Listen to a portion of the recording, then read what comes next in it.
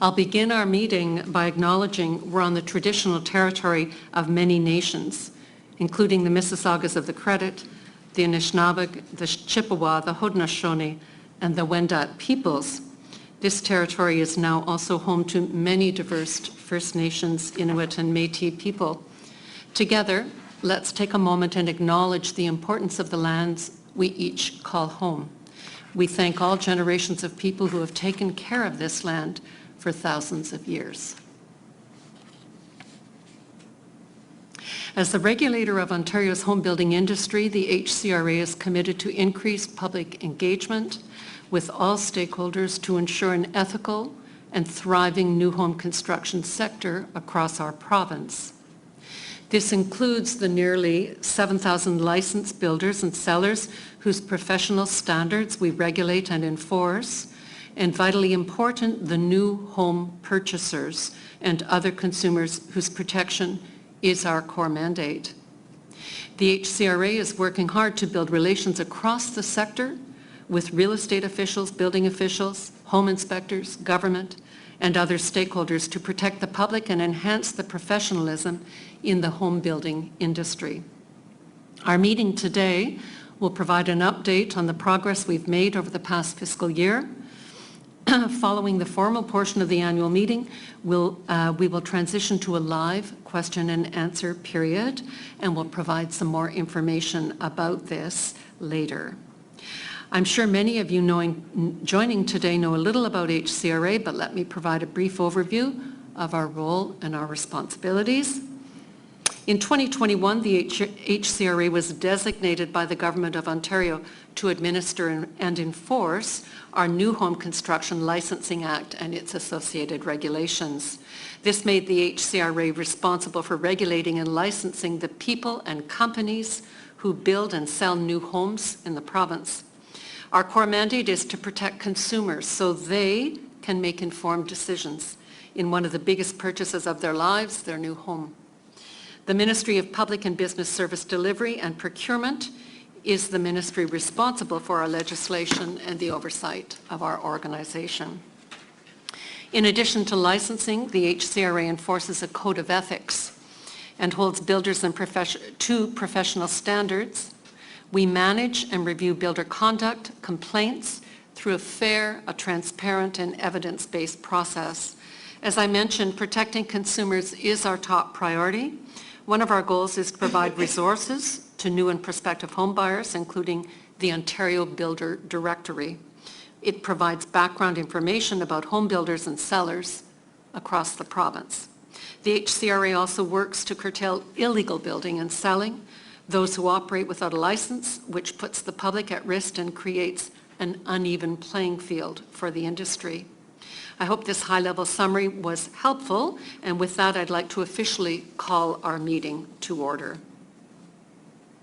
This is the second annual meeting of the HCRA to be held in person, and I express my sincere appreciation to the board members for their dedication and their great guidance over this past year.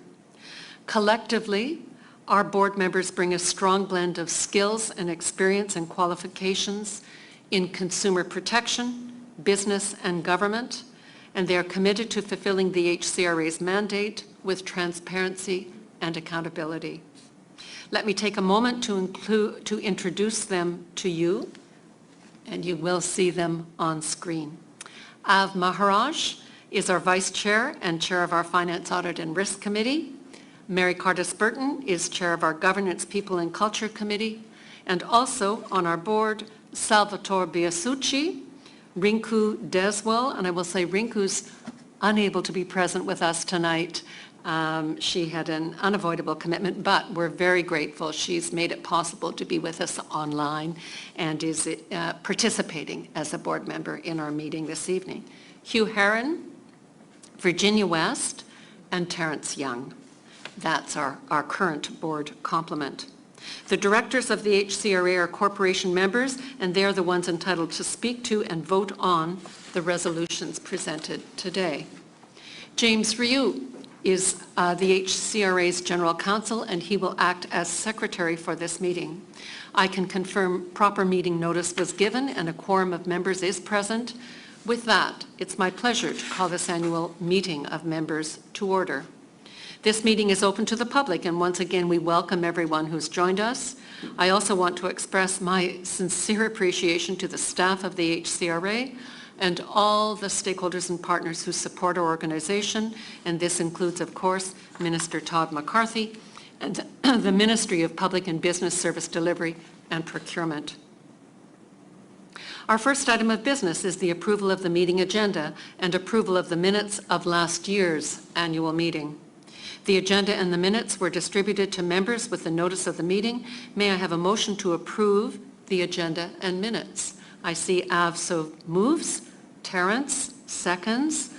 Thank you for that. And all members, please, by a show of hands, vote regarding this resolution. Thank you. I declare the motion carried. It's now my great pleasure to introduce a special guest on video. The Honourable Todd McCarthy is Ontario's Minister of Public and Business Service Delivery and Procurement, the ministry that the HCRA reports to. Minister McCarthy was appointed to his ministry in September 2023 and has served as the MPP for the Durham riding since 2022. He is also a well-respected and established lawyer in the province. So we're delighted to welcome him, and I'd ask that we start our video. Good day, everyone. On behalf of Ontario's Ministry of Public and Business Service Delivery and Procurement, I'm honored to have this opportunity to offer a few words on the occasion of your 2024 annual meeting. Over the past year, HCRA has continued to advance consumer protections for home buyers in Ontario and ensure that the industry is regulated in a fair and professional manner. The work of HCRA is vital to the accountability our province's home construction sector must have, and I thank you for your dedication to the people of Ontario. As you know, our government has set an ambitious goal to build 1.5 million new Ontario homes over the next decade. Our province is growing, and our housing inventory must keep pace with the large number of people making Ontario their home. And in that vein, I would say that it is our duty to provide Ontarians with a housing market that is safe, transparent, and accountable. That is why this year our government was proud to enact new legislation to strengthen protections for homeowners and home buyers. The Homeowner Protection Act 2024 ensures Ontarians have the time and the tools they need to make a confident choice when spending their hard-earned money on what is often the most important and largest purchase of their lives. From banning consumer nosies to implementing a cancellation disclosure policy to establishing a 10-day cooling-off period, we are working together with key partners like yourselves through this legislation to ensure purchasing a new home in Ontario remains safe for all consumers. My ministry has heard the concerns about illegal building, and we are determined to tackle this problem. As we all know, illegal building puts consumers at risks and results in an uneven playing field for builders who operate in accordance with the law. In the coming year, my ministry will hold consultations on ways to address these unethical practices. HCRA has played a strong role in bringing rogue builders and sellers into compliance, and we look forward to continuing to hear your input as we prepare to consult on this critical issue. And so in closing, I want to thank everyone here for their service to the people of Ontario. Purchasing a home is a significant milestone for many residents of this province, and the work that you are doing strengthens protections for Ontarians looking to take this step. Thank you again for the opportunity to say a few words, and I wish you all a productive and engaging meeting.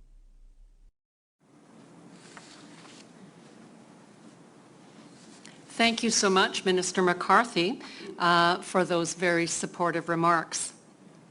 The next item on the agenda is the Chair's report, and I'm pleased to deliver this. For those who are unaware, a little about me. Following a career in public policy and administration with the Ontario government and the Saskatchewan government, I had the great pleasure of joining HCRA and serving on the board since its earliest days, 2018, first as Vice Chair and then starting as Chair in 2022. With the board's valuable support and guidance, I've seen the HCRA evolve into an established regulator of Ontario's new home construction sector, culminating in its official launch just over 3 years ago. Looking back, it is inspiring to think of what we have achieved in a few years. It's been an ongoing journey and one that has been very rewarding for me. This past year was a formative one, a culminating one for the HCRA. We are still one of Ontario's newest regulators, but our organization can't be considered new anymore. We have officially moved from startup mode to a respected and an efficient regulator of Ontario new home builders sector. The HCRA continues to be a financially stable organization and prudent in its spending while ensuring it has sufficient resources to achieve its goal of improved home building. It is an industry that continues to grow with nearly 7,000 licensed builders and sellers across the province, and at the same time, with so much public interest in the housing market, it's vitally important to have strong oversight of the people and the companies building new homes in our province. As the regulator, our primary goal is supporting consumer protection, giving new home buyers confidence in what is often a life-changing decision, knowing their builder is being held to professional standards and with recourse should something go wrong. We provide consumers with valuable information so they can make informed decisions in their home buying journey. We offer multiple contact points for the public to inquire about the HCRA, its services, and to address any concerns they have with the conduct of licensed builders and sellers. Every frontline interaction shapes our role and reputation, and we continue to look for ways to enhance our services and create an accessible and helpful experience for everyone. We're proud of the progress we've made and will continue to maintain and enhance our reputation on several fronts. As a respected regulator for home builders and sellers, the licensees whose standards of professionalism we enforce, as a trusted resource for home purchasers and other consumers for whom protection and education are our top priority, and as a useful partner across the sector. As the industry continues to evolve, the HCRA will remain steadfast in assessing licensing and builder qualifications, competency, and in reviewing complaints to ensure a fair, safe, and informed marketplace. While most licensees in Ontario adhere to the HCRA's expectations, we'll stay vigilant and act appropriately against those who operate unlawfully or unethically to protect the public, which is the top priority. On behalf of our board, I do want to thank our CEO and Registrar, Wendy Moore, who along with the entire senior leadership team has guided the HCRA's success and development on many fronts over this past year. Our work, of course, continues, and we're committed to making better and greater strides in the years ahead. As board chair, I want to thank all of you for your continued support in building public trust and confidence, despite challenges that we know exist in the market, and we look forward to continuing all of the collaboration in the future. It's my pleasure now to introduce Wendy Moore, our HCRA CEO and Registrar. Wendy has over 20 years of experience in the licensing and regulation of professionals, legislative and policy development, construction, housing, and consumer protection. Thank you, Wendy. Thank you, Mark, and good evening, everybody. Thanks for joining us this evening.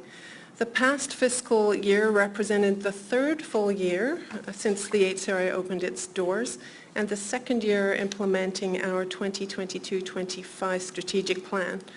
I'm very pleased to report the HCRA's efforts over the year contributed significantly to the accomplishment of our strategic goals.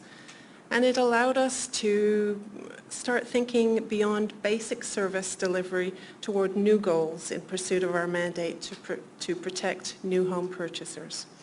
I'd like to share some of our recent results and milestones, of which we exceeded our expected deliverables in several areas. As our organization continues to evolve, we are continuously modernizing our licensing process to make it more efficient and seamless for applicants. We also want to ensure licensing decisions reinforce high professional standards in the home building industry. In 2023-24, the HCRA received more than 7,100 license applications and renewals, which is a 6% increase from the previous year. And while the number of license applications the HCRA received increased, our processing times were consistently faster than last year's timeframe and better than our established service targets. We also implemented several improvements which streamlined our licensing process while ensuring applications continued to be thoroughly reviewed.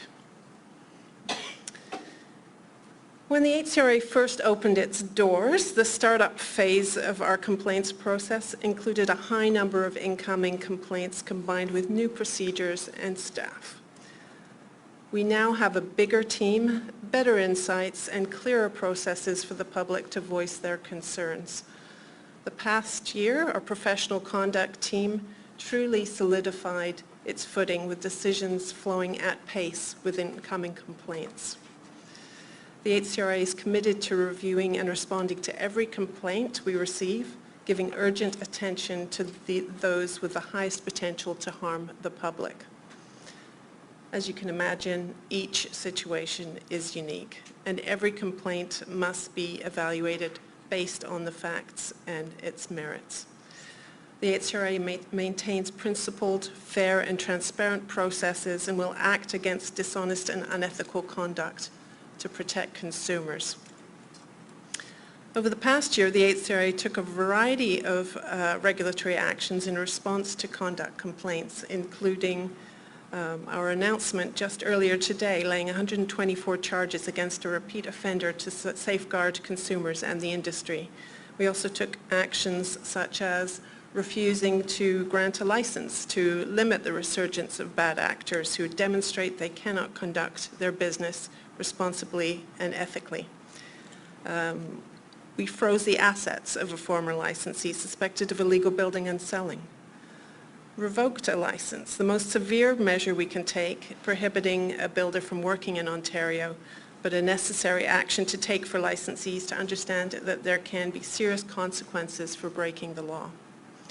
And I want to be clear, most of our licensees act professionally and provide good customer service.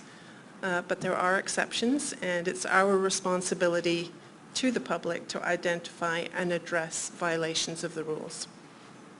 The HCRA investigations team was also successful in obtaining key results when cracking down on illegal builders and sellers, one of our highest priorities. The investigations team took advantage of all the tools available to them to determine the appropriate response. This included several prosecutions, financial penalties, several compliance orders, and warning and education letters. And of course our goal is to avoid this issue in the first place by ensuring licensees understand our licensing and conduct expectations. To support this, we developed and issued a new advisory, number 13, to all licensees, reinforcing that working with unlicensed builders and sellers is considered professional misconduct and a breach of our code of ethics. Illegal building is a major consumer protection issue in Ontario and a top priority for our organization. When this occurs, consumers do not get the protections that come from their builder being properly licensed and held to professional standards. To deter illegal building and bring rogue builders into compliance, the HCRA has grown its investigations team and continues to use all possible regulatory tools necessary. This includes working with the government and stakeholders across the sector to implement a proposed strategy to curb this activity. Ongoing outreach and education are also vitally important to deter potential wrongdoers. It's also necessary for the public to understand how they can protect themselves and have confidence in their decisions. We can highlight several successes, including enhancements to the builder directory to give new and prospective homebuyers more information when researching builders and sellers. This includes a new section on related companies, which shows consumers a summary of the license status and any regulatory actions associated within a group of companies run by the same individuals. We've also added a new banner on builder profiles that are in receivership, so homebuyers are aware when a licensee is subject to insolvency proceedings that could impact the company's financial viability. Our customer service team, our primary point of contact for the public, is also more efficient than ever, answering calls in less than a minute and finding new ways to add value to our customer experience. To raise awareness of the HCRA, we have engaged a broad range of stakeholders such as real estate professionals and building officials, to name a few. We also connected with close to 1,000 consumers at the National Home Show in the spring. The HCRA blog, The Homefront, was among the most visited pages on our website, providing important updates to the public about our complaints process, builder conduct expectations, the builder directory, and the importance of only hiring licensed builders. Last year, the HCRA also conducted an inaugural client satisfaction survey to measure awareness and satisfaction with the services the HCRA offers to consumers and its licensees. In addition to our licensees, more than 279,000 homeowners of new freehold homes and high-rise condominiums within the last 7 years were invited to complete the survey from across the province. Our survey also engaged those who had purchased or were planning to purchase a home built. Not surprisingly, as a new regulator, the findings showed that 1 in 5 new home buyers were aware of the HCRA, which demonstrates a continued need to build awareness of our organization. We also learned that there is still confusion between our role and that of Tarion, so it's vital we create more distinction there as well. Overall, I'm pleased to share that both homebuyers and licensees were satisfied with the services offered by the HCRA, including its licensing process. Over 4 in 5 consumers were confident there are adequate rules in place to protect homebuyers. Consumers and licensees also expressed a need for additional education resources, and I'm particularly pleased that the HCRA has taken an important step towards fulfilling our legislative mandate to conduct research and provide education. This effort aims to promote best practices in home construction and offer valuable educational resources to consumers. Our research and education program was launched in January 2024 with a successful gathering of more than 35 stakeholder representatives on the HCRA's inaugural Building Research and Collaboration Council. Through these partnerships, we hope to leverage existing expertise to grow the program. These are just a few highlights from the past year. I encourage everyone to read our 2023-24 annual report for more detail on these initiatives and our efforts to support a well-regulated, professional and ethical new home building sector. With this good progress now behind us, I'm looking forward to advancing our consumer protection mandate with support from our strong board of directors, our dedicated staff, and all our stakeholders to foster even more productive relationships. Thank you. I look forward to answering any questions you may have during the question and answer period. Thanks so much, Wendy, for your report today and for your leadership of our organization. The next item on our annual meeting agenda is the financial report. We've completed our financial year ending March 31, 2024. Members received the financial statements and the auditor's report thereon with the agenda and material for the meeting. Av Maharaj, Chair of our HCRA's Finance, Audit and Risk Committee, will provide our financial highlights. Thanks, Mark. Can everyone hear me? Excellent. I'm pleased to report on the financial statements for the fiscal year ended March 31st, 2024. This is the third full year of operations for the HCRA that began on February 1st, 2021. The HCRA continues to manage its resources in a fiscally prudent manner to ensure that it meets its obligations to government, the public, and other stakeholders. The operating revenues for the fiscal year were derived primarily from funding for new licensing and renewal fees and per unit oversight fees. Together, these fees accounted for approximately 85% of the total revenue of $12,890,100. The HCRA has a number of agreements with the Tarion Warranty Corporation associated with the initial startup phase of HCRA, which make up an additional $1,098,160. Revenues for 2024 were down 23% from the previous year due to lower per unit oversight fees that the HCRA receives for each home that is enrolled. Expenses increased over the previous year to $13.365 million, primarily due to increased staffing costs as HCRA recruited to full staffing levels required to operate. This has resulted in a net deficit for the year of $475,274, which again is driven primarily from the reduced revenue received through our per unit oversight fee. This deficit will be offset through the operating reserve fund that the HCRA has built during the past 3 years for this specific purpose.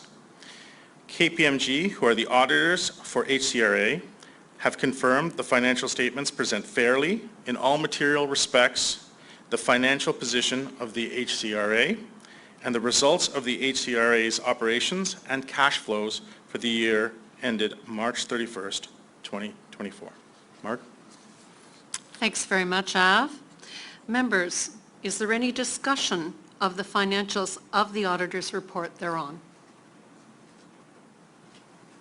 Hearing none, may I have a motion to approve the resolution to reappoint the firm of KPMG LLP as auditor of the HCRA until the close of the next annual meeting of members? Hugh Heron so moves. Mary Cardis-Burton will second. Thanks very much, Hugh and Mary. All members, please vote by a show of hands. I declare the motion carried. Thank you. The annual report, which includes the financial statements, is posted on our website, and we're pleased we were able to share this snapshot of what has been a very productive year. The next item of the business is the election of our directors. The HCRA has 6 elected directors and 3 appointed by the Minister of Public and Business Service Delivery and Procurement. Each elected director serves a 3-year term on a staggered schedule, so the members elect 2 directors each year. The resolution before the members today is to elect Hugh Heron and Bodar Rubaszewski to serve 3-year terms as directors of the corporation. May I have a motion to approve the resolution? Virginia West will move. Salvatore Biasucci will second. Thanks, Virginia and Sam. All members, please vote by a show of hands. I declare the motion carried. Thank you. Having concluded the formal business on the agenda for today's meeting, I declare the annual meeting to be adjourned. We'll now move on to the public question and answer period. To moderate this segment, let me introduce Tess Lynn, the HCRA's Director of Communications and Stakeholder Relations. Thank you very much, Tess.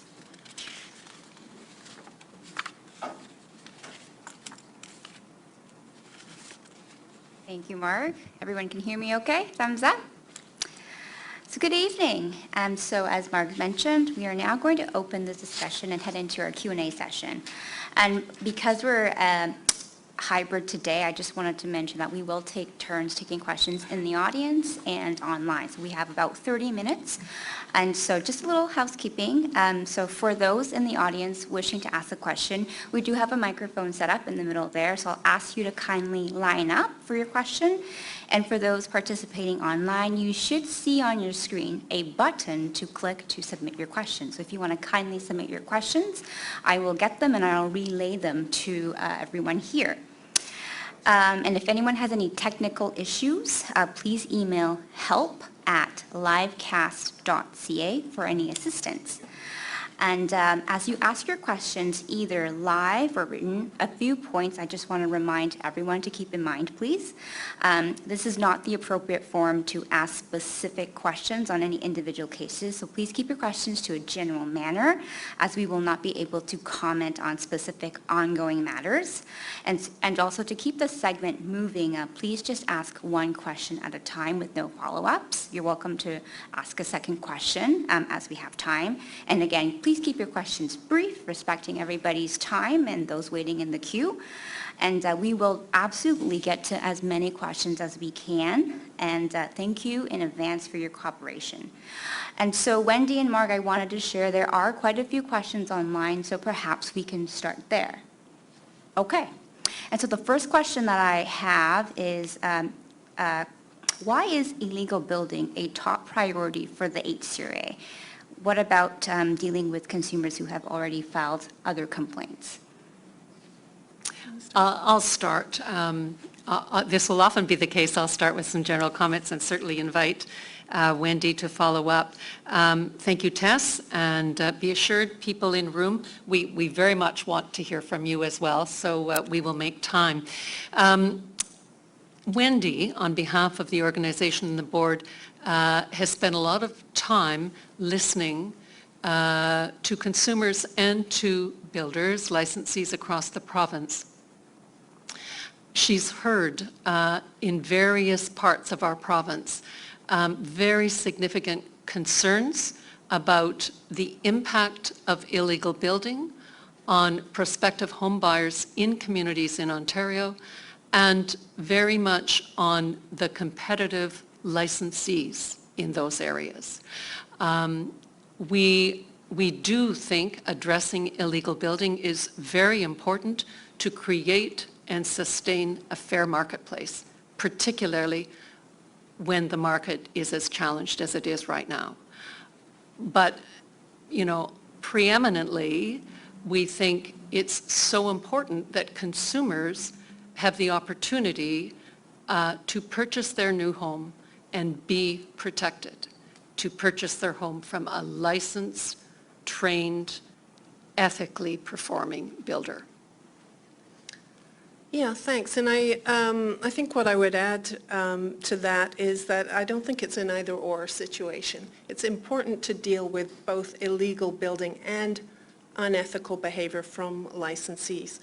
But the problem is, if you hire an unlicensed builder to build your home or buy a home from an unlicensed builder, you have essentially, you don't have the protection, not only perhaps of the warranty, but also you don't have the protection that you have when you are dealing with a licensee that is regulated by us at the HCRA under the Code of Ethics. So in fact, if you wanted to make a complaint about that builder that would normally be covered under one of the 20 things under the Code of Ethics, you wouldn't be able to make a complaint for unethical and unfair business practices because they're not under our jurisdiction to deal with under the Code of Ethics if they're unlicensed. So those two pieces really work together, and we have two teams, one to deal with investigations of illegal builders and vendors, and another one to deal with Code of Ethics violations. And those teams work very well together, and we see it as both of those things working hand in glove. Thank you so much, Mark and Wendy. And we'll go to our first question in the audience. And can I just ask, when you ask your question, just maybe state your name and the area you're from as well. Thank you. Go ahead, please. Hello, everyone. My name is Gail Dudek from Oshawa. I have 30 years experience as an Ontario Land Registry Office employee. I've also been a new home buyer. I found HCRA's complaint process very slow and complex. It took them 1.5 years to make a decision on our new home canceled contract. Their access to information, which they state is comparable to Freedom of Information requests, requires the wrongdoer's permission to release. The registrar's opinion in the legislation alone seems to be enough to let builders off the hook on serious complaints. Consumers can't appeal HCRA's decisions, however, builders can. HCRA appears to spend most of its time chasing unlicensed builders. HCRA reported this year they had only one complaint about how HCRA delivers its services, and I know of 5 others that were submitted and emailed to their complaints officer. From all indications I've seen, it points to HCRA being captured by the industry it's supposed to regulate. Can you convince me otherwise? That's it. Thank you. Thank you for joining us again this year. And I would say from the board's point of view, understanding and monitoring the outcomes of our complaints process is critically important. It's part of our job. Wendy and her team have shared very openly and transparently the protocols and the risk approach taken to address complaints in a thorough, very well-informed, and as timely a way as possible.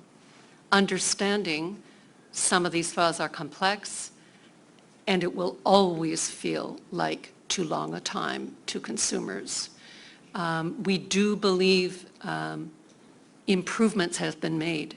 This is an organization that has to focus on continuous improvement. Do we have a ways to go? Are we trying to better address our performance standards? We sure are.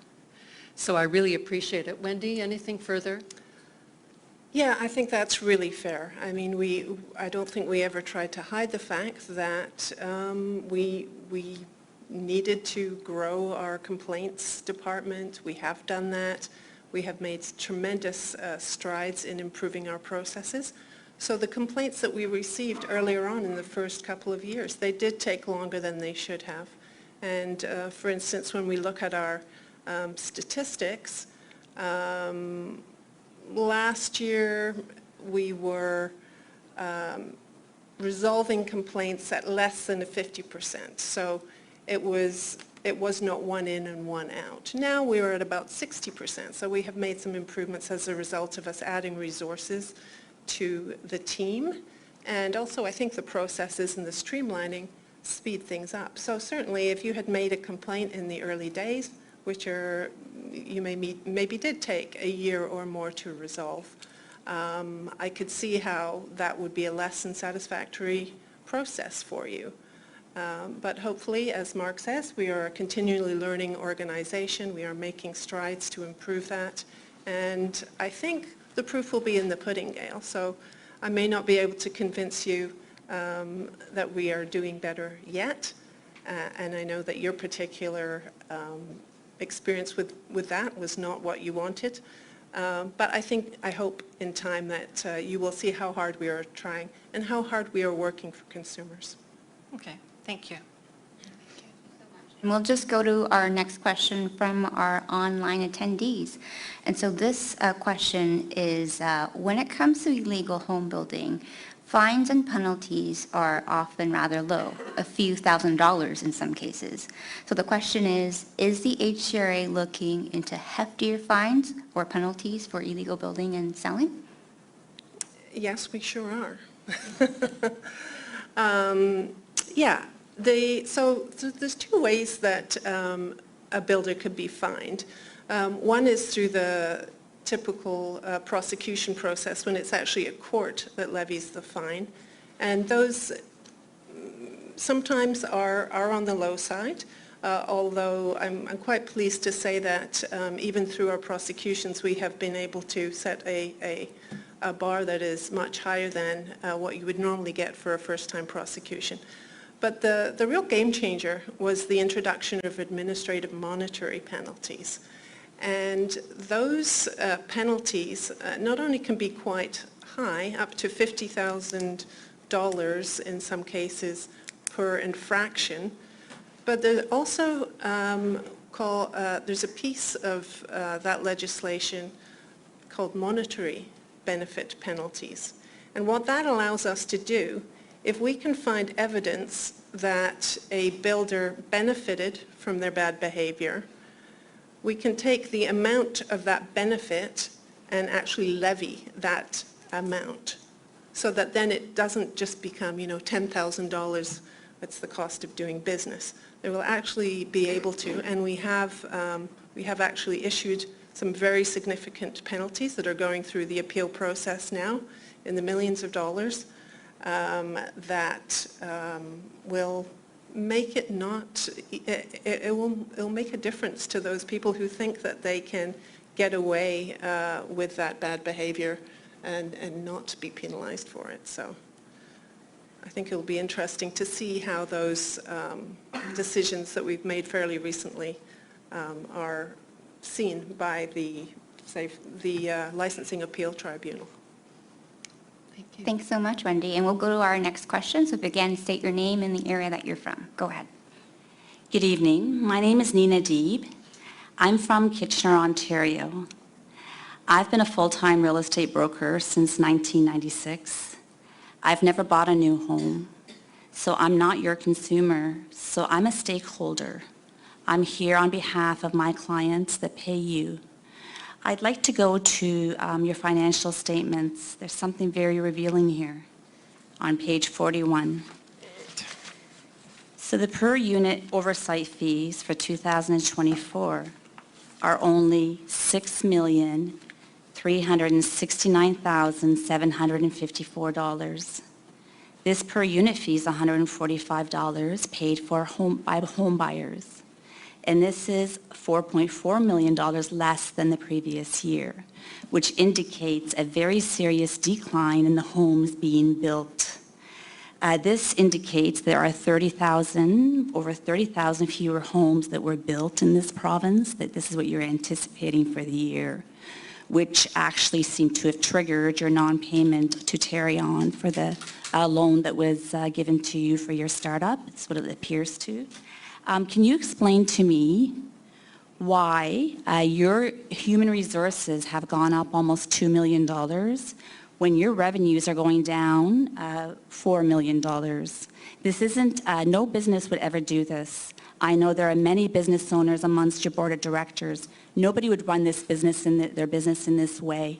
You're a consumer protection agency. You should be cutting your staff. You don't have the revenue for your operations. Why is your human resources, why are you increasing your human resources while your revenues are decreasing? Nina, thank you. And I'll just say you've raised a very important conversation and you've done your homework. So what you've stated is the case that, of course, our per unit revenues for the year were less than we anticipated, and that all has to do with the enrollment of homes, home building activity. So we know there has been a downturn this year upcoming. We'll wait and see what happens, but we're not anticipating the kind of enrollments we saw in 2022 or 23. I would say two things. We, like any organization such as ours and any business, in our startup years, we knew for the kind of cycles you can expect in the industry, we needed to be planful and ensure we had an appropriate reserve. And we did that. We followed the leads from other organizations. Any strong business plans for, depending on the business it's in, what we know to be the cycles. So we are confident. We've been planful. We had a small-ish proportionately deficit this year, and it is manageable. We are very watchful about what's going to happen in the year ahead, and we will be prudent in using our operating reserve as needed. Now, you talk about expenditures. You read well. In 22-23, we were very carefully assessing the staff complement we had and our service standards we were able to meet. We received feedback, we've had conversations already this evening, about not being able to provide timely service. In this last fiscal year, the fiscal year we've just reported on, 23-24, our CEO and organization advised our board in order to improve the timeliness of the licensing process, the complaints process, ensure solid enforcement. We did need to proceed to get to the staffing levels we initially planned to have. That's what happened in 23-24. We are now very much of the view we are at stable state. We are not anticipating any growth in our organization. We live in a sector, we live in a regulatory world where the volume of complaints does not necessarily reflect the decline in enrollments, if you know what I mean. We're going to, the complaint level is fairly steady. So I hope I've been clear. We're prudent, we're watchful, we're using the reserve we have in place carefully for its purpose. That's what it's there for. The industry members on our board know and have lived the number of cycles. But on the expenditure side, I would just say we are being very cautious. We're confident. We're at a good state right now in terms of investigating team, licensing team, and we aren't in a growth mode this year in any way. Thank you so much, Marg. And we'll go to our next question from an online participant. So the question is, why is there not a clear or public timeline on how long an investigation might take? Well, the answer to that is pretty straightforward, and that is because all the complaints are quite different. And there is no way to really tell how long something is going to take. We need to make sure that we've done a proper and thorough investigation or inspection of whatever the matter is, whether it's a legal building or a complaint under the Code of Ethics that requires us to get our evidence in order. Sometimes that takes some time because we want to make sure that if we're going to take an action against either a licensee for a Code of Ethics violation or an unlicensed builder, that it's going to stick. And that takes time. That takes resources, especially for the more serious the matter, the longer it's going to take. But we need to put the proper resources and the proper time to it to get to that success. So sometimes it can be a very quick decision. It's usually a quick decision when it's a no. It doesn't fall within our jurisdiction. But the more serious matters definitely take longer. And of course, it also depends on what kind of volume we get at any time. And we cannot predict that, as Mark said. It's not even based on the economy. So I think that's the short answer. What we've done instead, we have taken some other measures and some other metrics. For example, we've introduced a new process so that we will get back to all new complainants within 3 to 5 days to get more information. And we also connect more with complainants on a regular basis. Those are new things that we've implemented. And also the piece that I was talking about before, which is we are trying at the very minimum to resolve as many complaints as we get in so that we are not increasing our backlog. In fact, when we have a 60% success rate, we are decreasing our backlog. So we use those as kind of a proxy for timeliness when we really cannot give specific timelines for complaint resolution just due to the complexity of the matters. Thank you, Wendy. And we'll go to the next audience. Again, name and where you're from. Thank you. Hi, I'm Jennifer Lefebvre from Clearview Township. I actually just have a couple of follow-up questions on some questions you've already answered. So Gail here had asked, the builders have the right to appeal.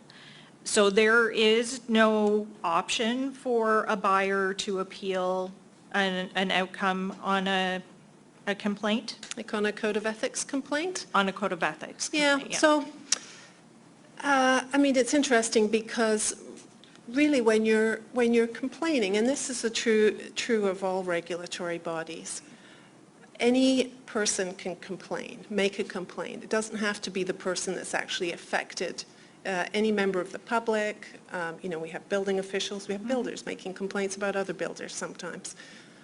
But in actual fact, the complainant isn't a party to the matter. It's between the HCRA, sort of as the prosecutor, and the licensee.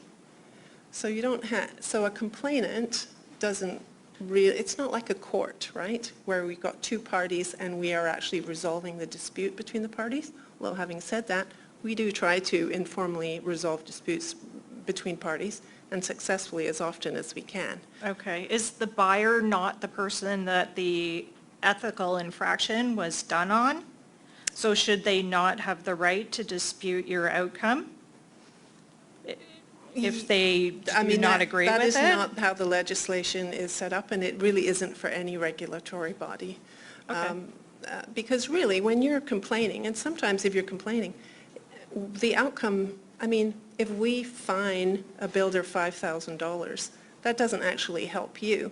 But what it might do if it did, or hopefully more than that, what it might do if we're trying to deter bad behavior through our regulatory proceedings, part of the reason you're complaining, and when you think about if you complain about a doctor or a teacher or a dentist, it's the same thing. You're actually doing it for the benefit of all consumers, not just yourself. Absolutely. So that they don't hurt future people.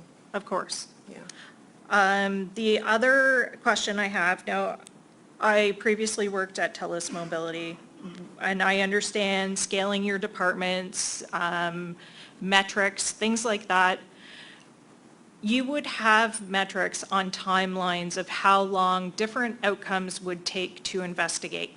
So there should be some sort of policy put in place on average outcomes to investigate. Is that not something that you're working on? So, Jane, that's investigating an illegal builder, doesn't take 2 years to find the outcome of this illegal builder, so that they have some sort of rough timeline that they're working on, that they don't take their time. Everybody should have some sort of policy in place, an idea of when this investigation should end. Well, as I said, I think for simpler matters that could be the case, and for the more complex ones, they're also different. And keep in mind, we haven't been doing this for very long. I think, maybe once we've been in business for 10 years, we might be able to see more of those patterns. But there's so many different complaints every day. This is something that you should be tracking now to see, you should be able to put this into a database and bring it up and see how long these are taking, what kind of investigation it is, pull it up and see how long they're taking, so you can see averages. Well, as I said, maybe in the future we'll be able to come up with something a little... But it should be starting now. It shouldn't be starting in the future. That's how you build your data. There's accountability, yes, for sure, right? So we have managers, they know how long their staff are taking. They're not sitting on files by any means. Okay. We have a huge amount of files coming in, and they're a very hard-working team, I can assure you of that. I'm not disputing that at all. I thank you for that. Those were my follow-up questions, and my question to you... Sorry, I'm just going to have to ask, we move on. I would like to ask my question. Those were just my follow-ups for previous questions. So you say that you want to protect consumers. When a company under new management of one person, so these new companies that you're putting their, under your website, they get revoked or they have fines, but they open a new company under a new business name. How is that protecting somebody from buying a new home from a builder under a new name that has previously Actually, that's a great question, Tess, so I will answer that. Thank you. Because it's a common misconception that happens, because it does happen. It happens in other circumstances, it happens in other businesses. It does not happen at the HCRA. You cannot start up a new company and leave your bad behavior behind. Because when we track those companies, we also track the principals and the directors and the officers of those companies. And if they try to start up a new company, they cannot, because we know what they've done. We're tracking it. And in fact, we have a very good example of that this year when one of our revoked licensees tried to start up a new company under his daughter. And Okay. we denied I it. actually did see that, but have you tracked in the past? So people who have done things years ago, maybe in 20, I don't know, 15 Yeah, we do or have things? we have a process for Okay. tracking previous activities, whether it be bankruptcies, criminal activities, all of that. Okay, So, and is- I think we will ask. Okay, thank you. For Thank the you next very much. question, And though. Tess, Thank you. I just am going to do a check on our process. How long are our online participants able to be joining us? Can we keep them on for a while? Yes, yes. Okay, that's great, because I'm prepared certainly to extend the time somewhat, but I don't want to disadvantage the people. So you Thank go ahead So I'll with go ahead with an the next- online question, please. Okay, perfect, thank you. And so we've been talking about complaints a little bit, so this question I think is a great one. I'm just looking for clarification. So if I have a complaint about my builder, should I contact both the HCRA and Tarion, or how should this person maybe proceed? Yeah, that's a good question, because it goes to that confusion that people have between the HCRA and Tarion.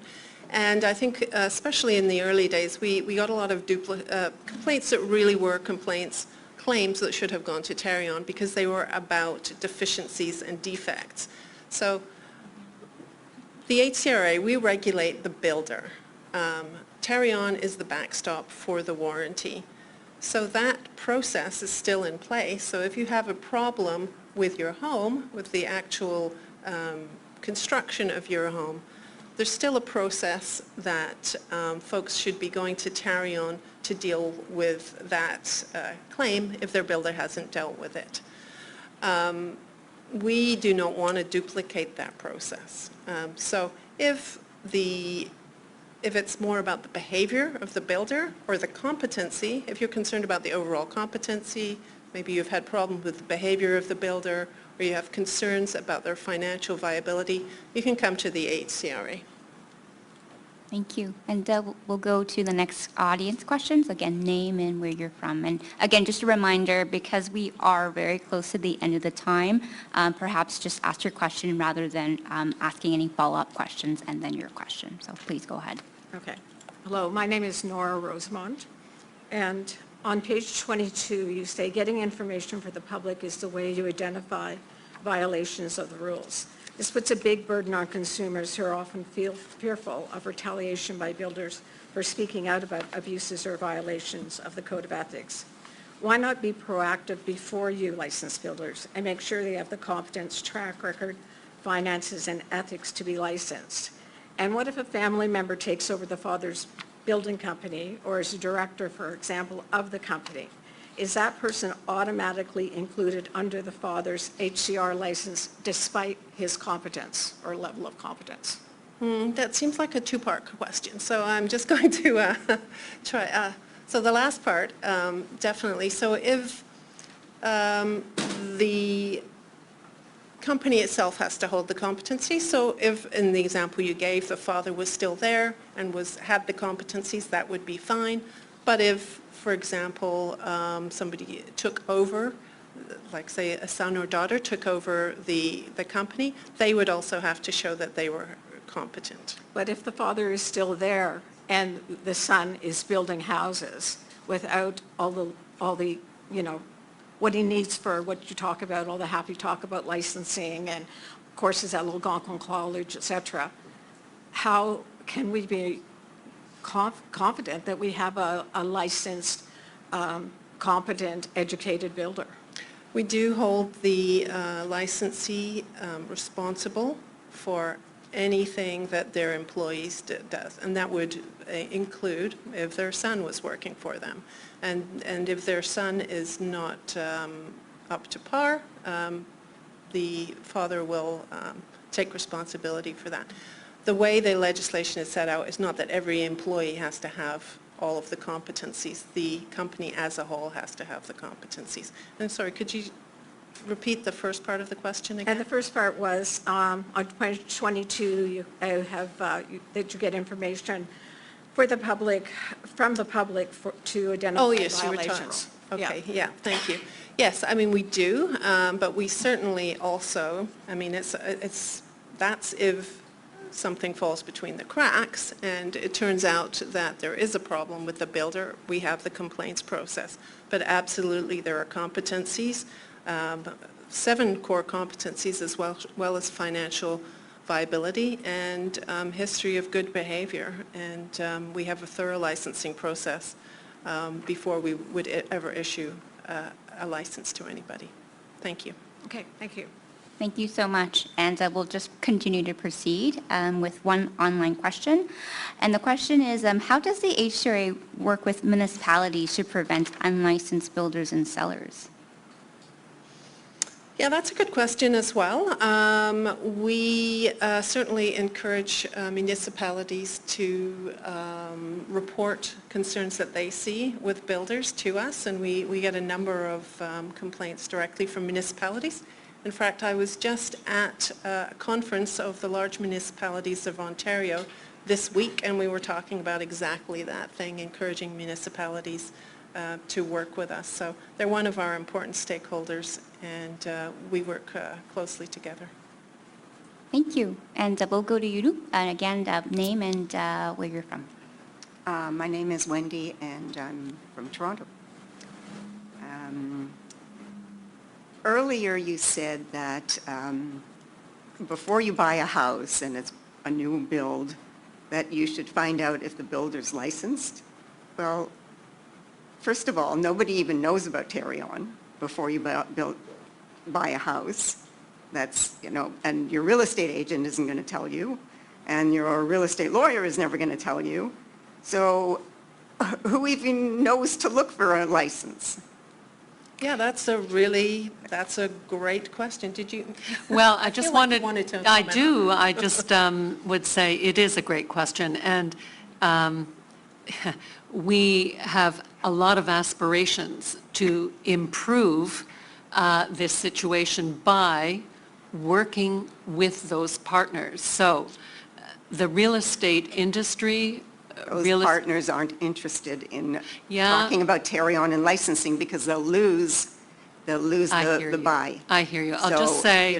that's all they care about, Yeah, is getting the listing and getting the money. yeah. End of story.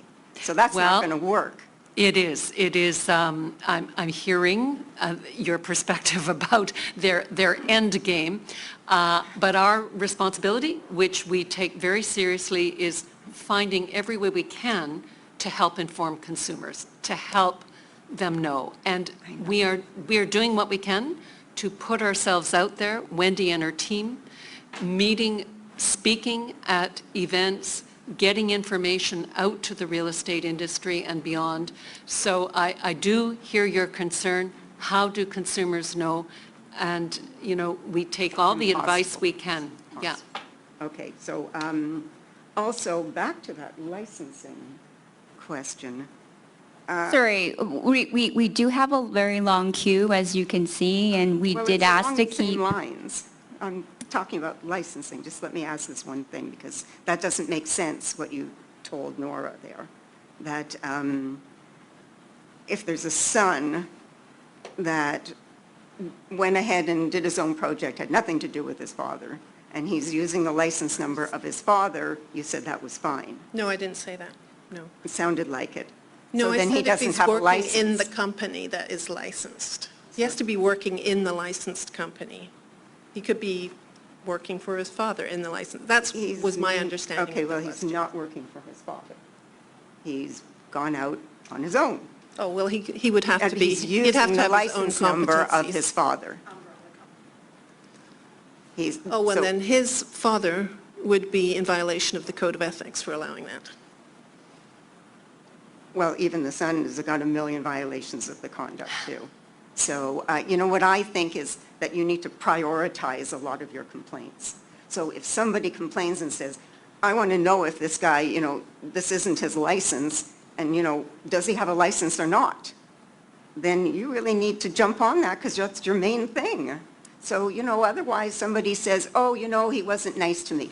Okay, well, put that one aside and look to see why this other guy, they don't know if he has a license or not, find out. How can we I find think I did mention that earlier during my report as well, as we do have a risk-based approach to complaints. So absolutely, we focus Timelines are on the really ones important that are in some things like most- your mainstream of being. Yep, So- okay, thank you so much for your comment, and we will move forward with another question, which is, how does the HCRA ensure that all builder data provided by Tarion are accurate? This includes details on chargeable conciliations and any claims. So I assume this question is about the information that is available on the Ontario Builder Directory. Right. Yes, well, I mean, the answer to that question is that Tarion is responsible for its own data. I mean, I suppose Tarion could have its own builder directory, and we could have our own builder directory. I think it does make most sense for consumers to have all of the information in one directory.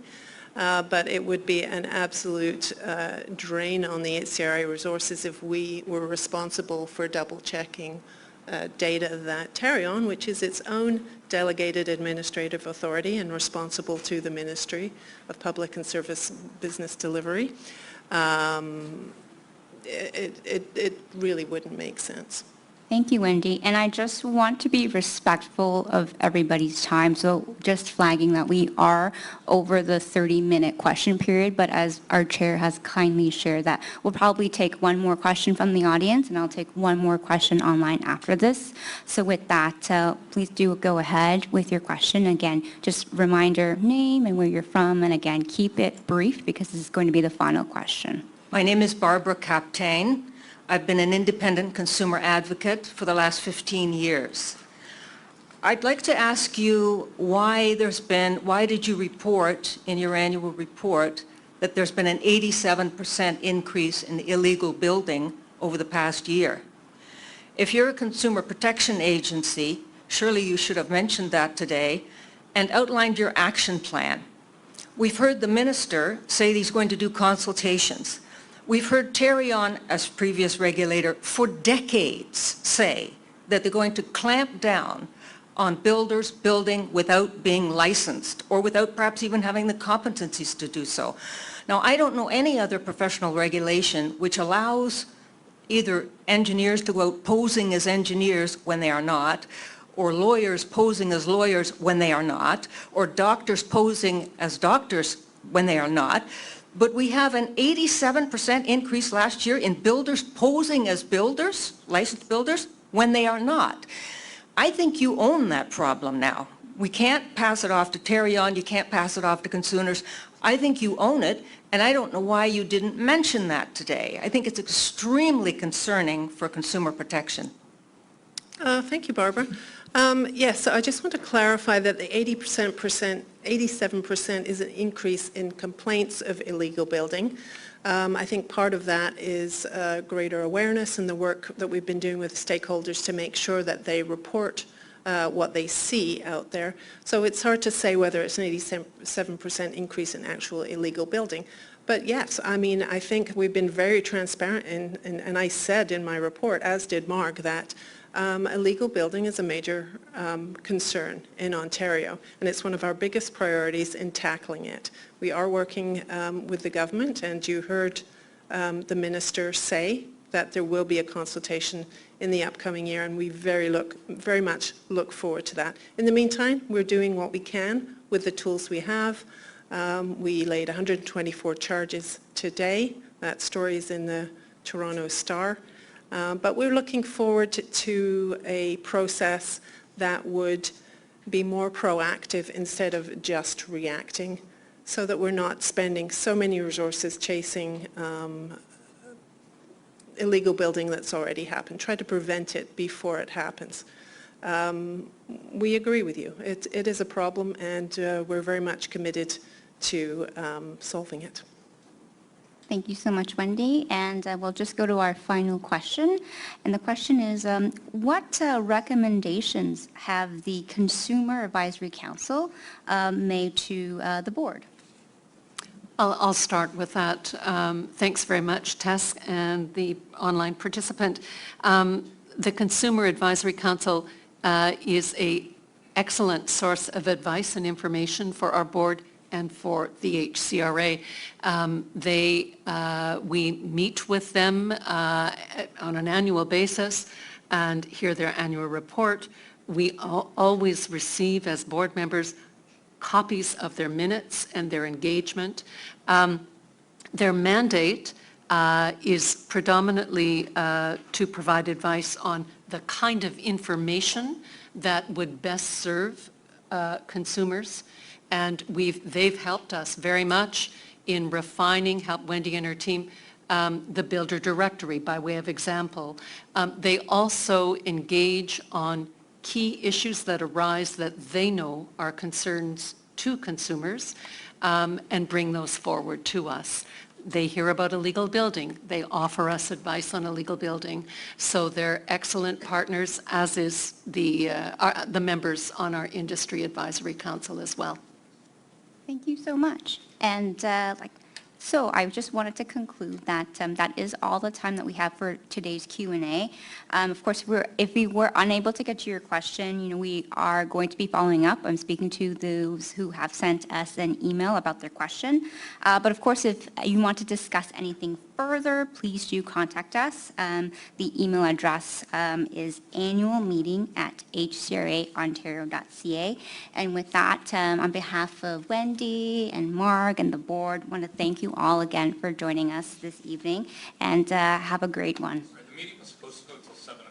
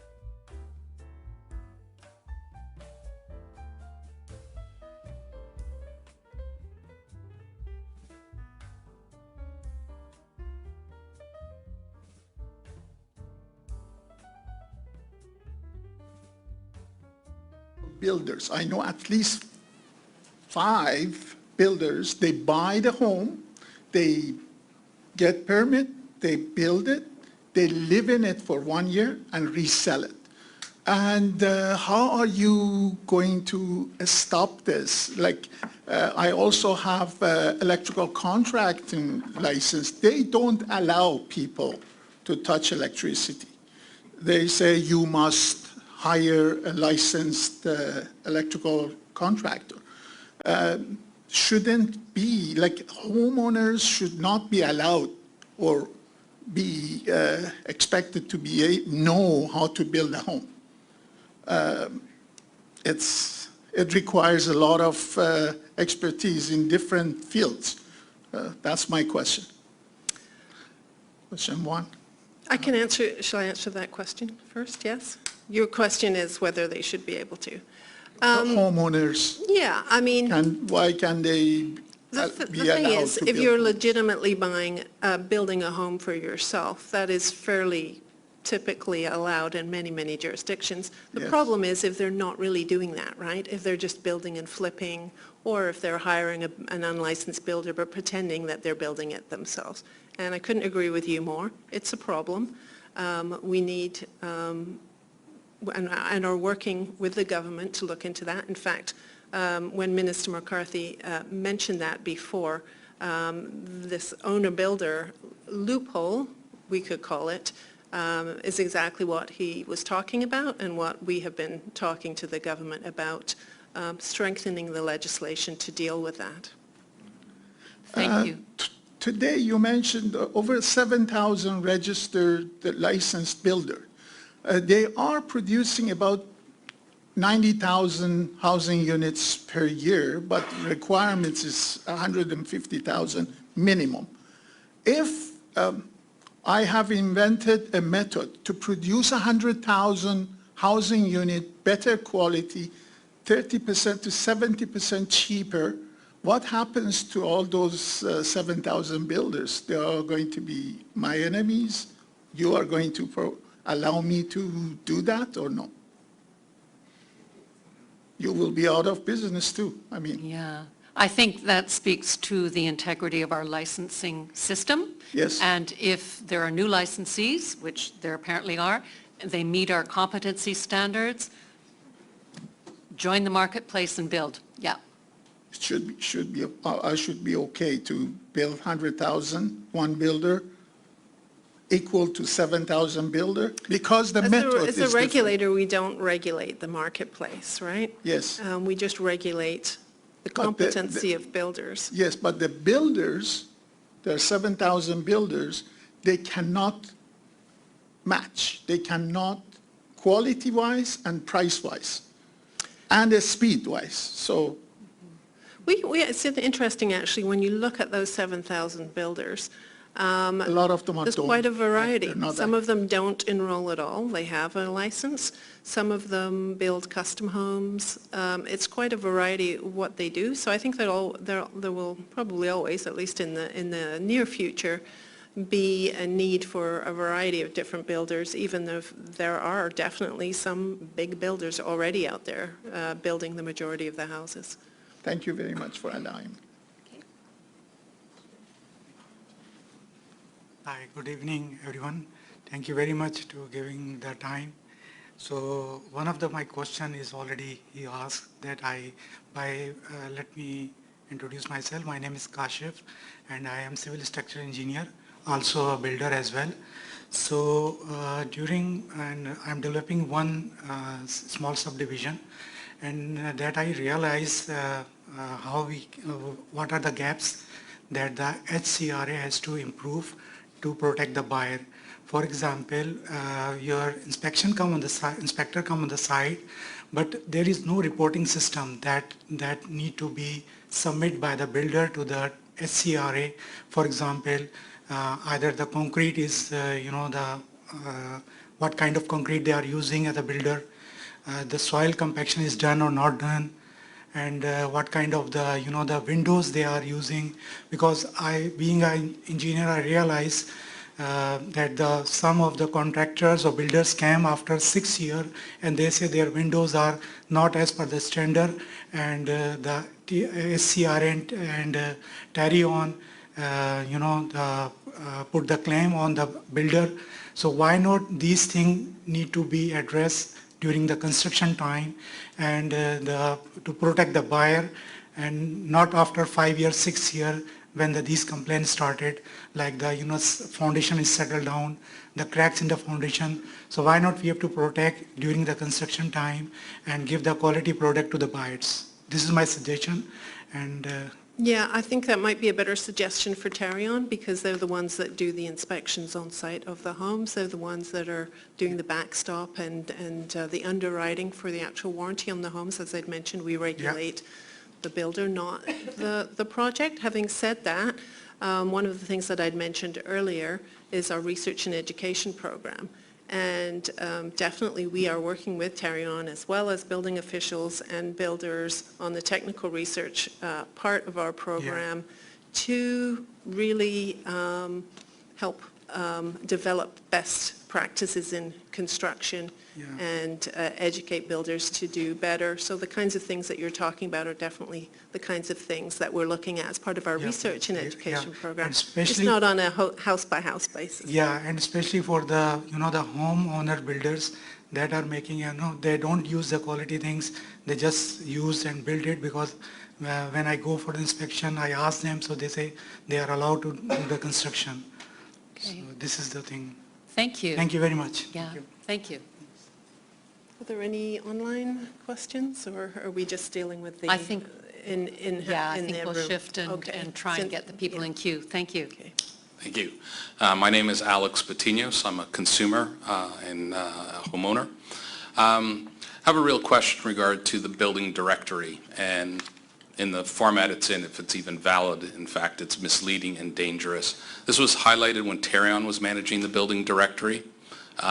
It is no more accurate today, and in fact, dangerous, misleading, and puts all of the directors in liability because homeowners could sue all of the directors of HCRA and the management because it is misleading. I'll give you examples.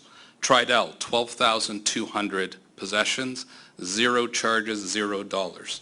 Heathwood Homes, congratulations, 499 possessions, 0 charges, 0 conciliations. Mattamy Homes, 876, same thing. I could go on and on and on, 0, 0, 0, 0, 0. Dangerous, misleading, inaccurate, useless. Those were the comments 10 years ago by the Toronto Star. In fact, there's one horrible builder in this room, Saldan Developments by Salvatore Biasici. He has a charge. One of the worst builders on your website. Sorry, do you have a question? Yes, so the question is, what is the point of your builder directory? Will you do anything to actually make it useful, or is it going to be, it's either in Ontario we have the best builders in the world, that there's no need for HCRA, or there is a severe problem with your directory? Well, you're talking about Tarion data, right? No, I'm talking, you can pull whatever data you want. No, I cannot. The conciliation data that you're talking about comes directly from Tarion. There's lots of other information there that's absolutely critical for homeowners, and I would not suggest at all that homeowners should not look at the OBD. For one thing, if you're going to hire a builder, you should know whether they're licensed. What you're talking about is one specific piece of the builder directory and something that this board is not responsible for. That information comes from Tarion. And I'm sure you've talked to Tarion about it as well. But there's lots of other things, like wouldn't you want to know if your builder has had a history of illegal building? Wouldn't you want to know if your builder is in receivership? These are all really good pieces of information that we have added to the builder directory. And nothing shows up on the builder directory. So it is useless, misleading, and dangerous to homeowners. Sorry, can we just go to the next, and so might you be able to give somebody else a chance to ask their question? Just because, due to time. Thank you. So mine's a quick question. NDAs are still being used by some builders regarding disclosure and extra costs and settlements that are made. What's being done to stop these NDAs? It's a good builder doesn't need an NDA. Non-disclosure agreement. And the question is what's being done to stop them? Example, a builder has to disclose their extra costs if they want to charge you extra money, but a builder wants to use an NDA so you can't talk about it to anybody. The same thing with a settlement. If they build your house for less money, you have to sign an NDA. If they build your house for more money, you have to sign an NDA. Why?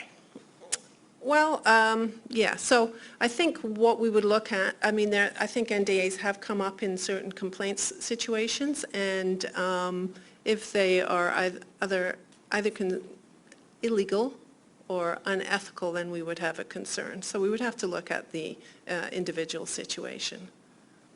Okay. Tom, let me go ahead. Anyway, Gail from Oshawa again, and I just have a recommendation to begin with.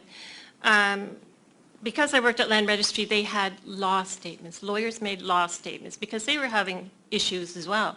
So the lawyer could make a law statement on a schedule of a contract or an addendum to state that the builder is licensed by Tarion and HCRA and has an enrollment. And then the purchaser's lawyer could make it also agree, look and agree, so you wouldn't have to be chasing all these builders around forever. That's how it's dealt with after a deal is closed. So why can't you deal with it before? get lawyers involved. They've signed subdivision agreements, et cetera. So just a suggestion, something to think about. But my real question is, when is HCRA going to follow up on the auditor's 2019 Ontario audit? It's been 5 years, not seeing HCRA establishing or releasing clear consequences for builders who breach code of conduct, or sufficient resources to complete investigations in a timely manner. So more just clear consequences, because I see may, expect, can, but I don't see this is what we're doing, you can't do it because of this. Nothing clear cut. Yeah, I would encourage you to look at our advisories, because we have, I think we're quite clear on the advisories are set out to actually provide guidance to the builders and what the consequences might be. But really, the proof is in the pudding, right? So when you look at the decisions that have been made, that you can see on the Ontario Builder Directory, and that we're making on a regular basis. I mean, the most serious consequence can be loss of license, and we've seen that, right? So that's a pretty clear consequence for breaching a code of ethics. And we'll continue to do work on that and provide guidance not only to the builders but also to consumers, so that you know what to expect from the builders and you know what you can expect from us as the regulator. Thank you. How are we doing on time, Tess? It is nearly 7 o'clock. Yeah, so we'll take a question or so. That's, I'm just trying to be respectful of everyone. Thank you so much. Yeah. My pleasure. Good evening, everyone. I'm Tom Rakosovic. I'm a member of Provincial Parliament for Humber River Black Creek. I'm the official opposition critic for consumer protection. I want to thank you for hosting the meeting. I also want to thank the chair for extending the time to 7 as it is, as you had actually listed. And I would encourage you in the future, you know, as a member of Provincial Parliament, I'm able to make some phone calls to yourself and other regulators, and I know members of the public in some cases travel large distances and might not have the type of access that an elected representative might have in terms of reaching out. So I would encourage you to, in the future, have more time for questions back and forth. I know that you provided many answers today. And in the time that's left, I just wanted to take this opportunity in a public space to just share a little bit of what I've been hearing as the critic with you. And it's a lot of the things that we heard today. I continue to hear complaints about the builder directory. I think we all agree, including yourself, that it should be clear. It should be set out in such a way that when a person is making a purchase of a new home, which is probably the largest purchase of their life, that they are very confident that they have all the information that's necessary to understand the builder and the builder's history. Proactive inspections. In an ideal world, there would never be a need for warranties. And so when homes are being constructed at the point of construction, if there is sufficient oversight at that point, then I think a lot of the problems downstream wouldn't occur. I know that this is something difficult, but I'm hoping that the regulator is putting the pressure on the government itself and underscoring how important this is. The rising use of NDAs, I know again that was just heard a couple questions prior to this. I do have concerns with NDAs being used to silence complaints, and sometimes it can be very intimidating, and I know many of the consumer advocates who have been fighting for this may themselves have had to have signed NDAs at some point in time, and what that does is that also takes away from the transparency from other people who wouldn't know because of the use of the NDA, especially if it's being used to shield wrongdoing or some sort of irregularity from regulators like yourself or a home warranty provider. As well, and you mentioned this, and this was another question about the rise of unlicensed construction. And that is obviously something very concerning, and it is very difficult for consumers as well. They don't know who is licensed and who isn't unlicensed, and I know that you acknowledge that. And the final point is, and this is something I raised in estimate committees yesterday, the government from all of its administrative authorities asks you for an oversight fee. And so I'm hoping for the oversight that you pay that they listen to you as well.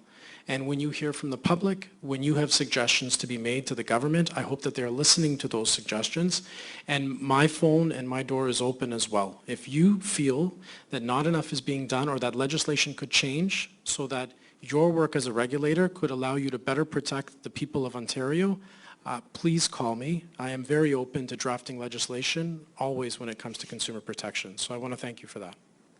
So I'll just say thank you for being here and representing those views. We appreciate it. Thank you. Thank you. Have a good evening. Great. Should we take the last question and then, yeah, thank you so much. Yeah.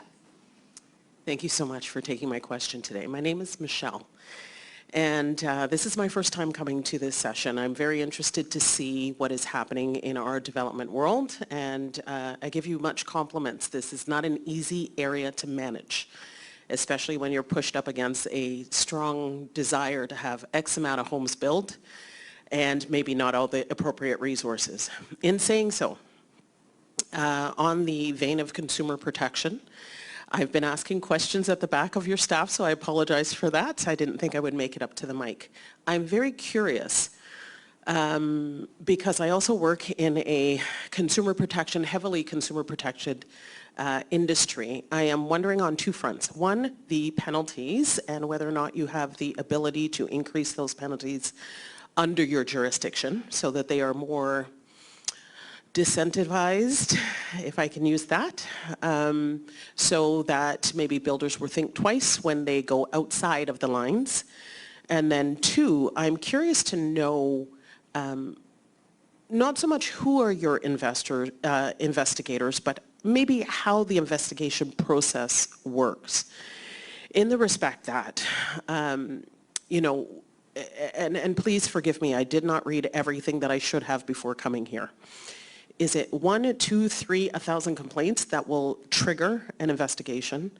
And then based on that investigation, are these investigators that are actually outside of the organization? So they are trained, they are part of the investigation association, and therefore they have some concrete way of designing their documentation. So should we go to court, we don't have a challenge that perhaps the investigation documentation doesn't rise to the expectation of the courts, whether that's a tribunal or Supreme Court. So thank you, Michelle. I'll do welcome. the first bit, and Wendy will briefly do the second bit on investigations. On the fines and penalties thresholds, we rely on our legislation and regulations to set those. We do not, we have discretion within those limits, but those limits are set. And as Wendy noted, I'll just say, we were very pleased 18 months ago when the government gave us the authority to issue administrative penalties, which is a way of getting some resolution for the consumer. So that's the part on the fine levels. And on the investigation approach, Wendy? Well, our investigators are in-house. They're well-trained. We also have the benefit of a statutory director who is a lawyer and is very experienced, and she actually reviews all of the investigators' work before it would ever go to court. So we're actually, and we have a strong in-house legal team as well. So between our trained investigators and our legal team, we're in very good shape to be successful, as you say, when we put a should you go? Let's use that word, should you go? Yeah, should you exactly. have to go? But yeah, I mean, you did ask a question about what does it take for an investigation to happen. And we have a framework, we have a risk-based framework that sort of gives us guidance as to which ones should go first. But we look at all complaints, let's be clear. We look at all complaints and all merits. It's just the more serious ones will just happen first. But it's not a yes or a no. If it's within our jurisdiction, we will look at the complaint. And then Michelle, I was just going to say, I was just curious to see if any, I know you had said that you're managing your staffing budget and you're not planning to increase, but does that also speak to your investigators? Are you planning, with the numbers that we're expecting to build, I'm just looking at the ratio of complaints versus houses versus investigators and caseloads, would that be a consideration that you might want to revisit? I mean, certainly in the future, we will look at our revenues and we will look at our expenditures. Right now, we are at steady state, so we're pleased Okay, where not we are. at the current time. Thank you very much. Yes. And Tess, on behalf, thank you to you, and thank you to all participants, those who have been online and everyone in the room. We very much appreciate the questioning and the advice we've received today. And yes, and with that, we'll bid everybody good night. Yes. Thank you, Thanks, folks. everyone.